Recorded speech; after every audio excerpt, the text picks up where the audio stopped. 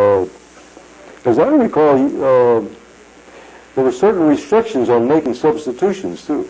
If you went in, you couldn't. The referee would join you in the huddle to make sure that you didn't say anything or bring in a play to the quarterback, because the quarterback decided which plays would be called. We called all of our own. It wasn't the quarterback. I called the plays from my guard position. Exactly. And I Ben called was him the for the captain. center position, too. So you were trained. I could override as captain. I could override any play called.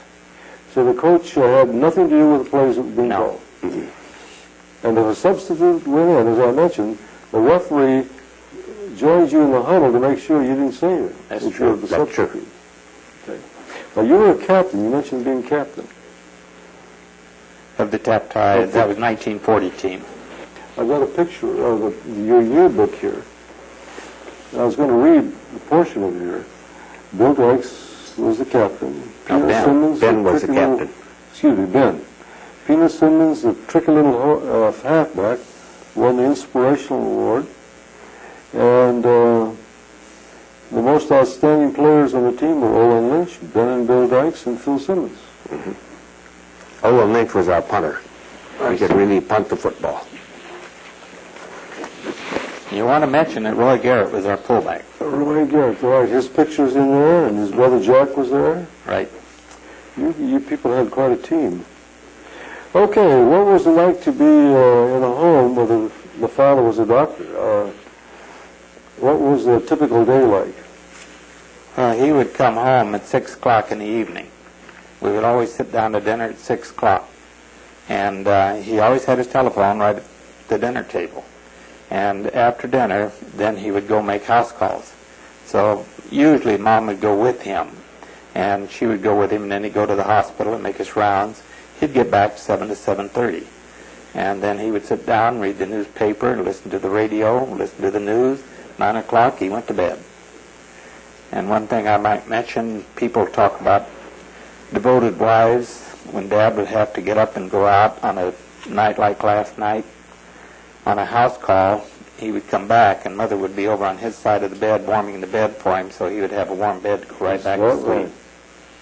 Well, when you were old enough, did you get to go on house calls with him? You betcha. We went on lots of them. That was a real highlight of our growing up, was getting to go all over town, riding around with him in the car to make house calls. How far out in the country did you go? Well, one time that I remember, I was already in college at this time, and I remember when I was home on a weekend, the hospital called Dad and said that one lady was ready to deliver a baby. And as soon as he hung up, the phone rang again, and it was a man in McKittrick. And he said his wife was having a baby and he needed a doctor. So Dad told Mother to call the hospital, tell him to take care of the delivery there, that he would be there as soon as he could. So I drove him to McKittrick. So he delivered the baby there, and then he said, now we got to get back to the hospital in Taft quickly. And in those days, our cars would move. And we came back, and Ford Marshall chased us all the way back to the hospital. Dad went in the hospital. Well, let's mention who Ford Marshall. Yeah, he was a tough highway patrolman for years in Taft. But he didn't give me a ticket due to the fact that we were going back to the hospital. Well, you mentioned delivering twins one time that you were on a house call. I mentioned that when about the Van Epps. The Van Epps twins. Yeah, I was working down Toppers, and Mr. Van Epps came in, looked at me, excuse me, and he said, you know what happened 20 years ago today? And I said, I have no idea. And he said, well, he says, your dad came out to my house in McKittrick to deliver my wife, came out of the bedroom, had a little girl in his arms, and he says, light the oven and get a big pan. He put that baby in the oven, went back. At a low temperature. At a low temperature. Went back in and says, you've got twins, and brought another little girl out. He says, that's the night my twin girls were born. He says, we put them both in the oven to keep them warm. Is that right? What a story. Okay, your dad started way back when. Can you think of other doctors? Now, I brought this 1926 Taft directory, and I'll just go down the list of names here of physicians that are listed here. F.G. Clark of the Parish O'Brien Building, K.D. Cook of Maricopa, H.R. Dykes, your father, Parish O'Brien Building. J.V. Gilbert of Maricopa. Egerton and Hawkins, 320 Center Street. B.M. Hudley, 120 Lacey, and some of these people I've never heard of. I've never heard of some of them. A.O. Johnson, 429 and a half Center. W.C. Johnson of Fellows. H.R. McAllister. Remember him very well. He's the doctor on He my was the birth Standard Oil doctor. We should mention that most of the births are right in the home, are they not? Yeah. R.D. Mace of Maricopa. A.R. Newby, we mentioned him, Arthur Newby, Parish O'Brien Building. E.R. Moreland of Fellows. Orrin Newton, Security Bank Building. P.F. Page of 528 Center. M.W. Pasco, 429 and a half Center, and O.D. Young of Fellows. But they didn't mention Dr. Moody there. Yes, Arthur Moody. Did they? Okay. And there was a Dr. Hewer, who was an M.D., CCMO. He was a company doctor, and he lived on the lease.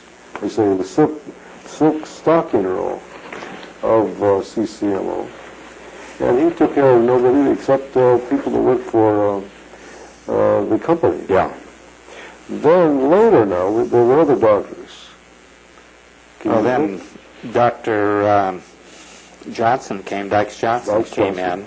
My brother came, Dr. Bob Dykes, and practiced here for a number of years. And then Dr. Griffin, when Bob retired from Taft and moved down south, Dr. Griffin took his place. And then Dr. Bitzer came in with Dr. Johnson after Bob left. And later we had Dr. John Ellis. yeah, and then Dr. Ellis came in, and Dr. Patrick came in, and then Dr. Tang came in and replaced Dr. Did Patrick. you mention Dr. Griffin? Yeah, he did. Yeah, Art Griffin. I was talking to Eunice Hawkins Nicholson not too long ago, and her uncles were Harry and Charles Hawkins. I remember both of them. In fact, Dr. Harry Hawkins, I believe, was one that worked with Dad on my arm when Bill shook me off of a garage door when we were living up in South Taft. And I had a compound fracture of my left arm. And when I got up, I rolled over and put the end of that bone in the dirt. And they debated for a couple hours whether to take my arm off because of gangrene and so on, infection. But they decided to clean it, and these were two general practitioners. They put my arm back together, put it in a cast, and I never had any disability from it at all. That's wonderful. Great. I ought to get a chance to tell why I pushed him off of there.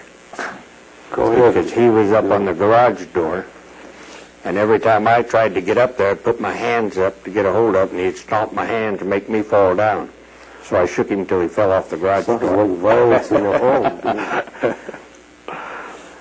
Okay, you're both married now. Let's bring it right up to date. Your wife is Dee, and you're living at Pine Mountain Club? Pine Mountain Club, working the pro shop part-time, playing the play Skins golf? game every Play Thursday golf? afternoon. I missed you last Thursday, Bill. Yeah, I did. You were gone. Yep. How about children? I have 5 children. John Dykes is up in Oregon with the income tax department up there. Joe is up in Quincy, California. And Cindy is business manager of the Clear Lake High School district up at Clear Lake. Lakeport's the name of the district. And then my son Bill is with the Occidental Oil Company, head of the computer graphics department in Bakersfield. And my daughter Robin Reveley is athletic director and so on, a coach at Cuyama High School. And you are enjoying high school? I mean retirement, excuse me. Very much. And your family? My family, I have Evelyn is my wife, and she was my high school secretary, so I married her, and we have 4 daughters. Carol is up in Cameron Park, married to Dr. Ray Zach, and Nancy is married to Carl McEnroe, and she's presently with us, and Kathy's up in Cameron Park, and Kim is over in Alameda. We have 12 grandkids. Well, gentlemen, we've just about come to the end of the hour. We thank you very much for being with us. We've enjoyed it very much. And that brings us to the close.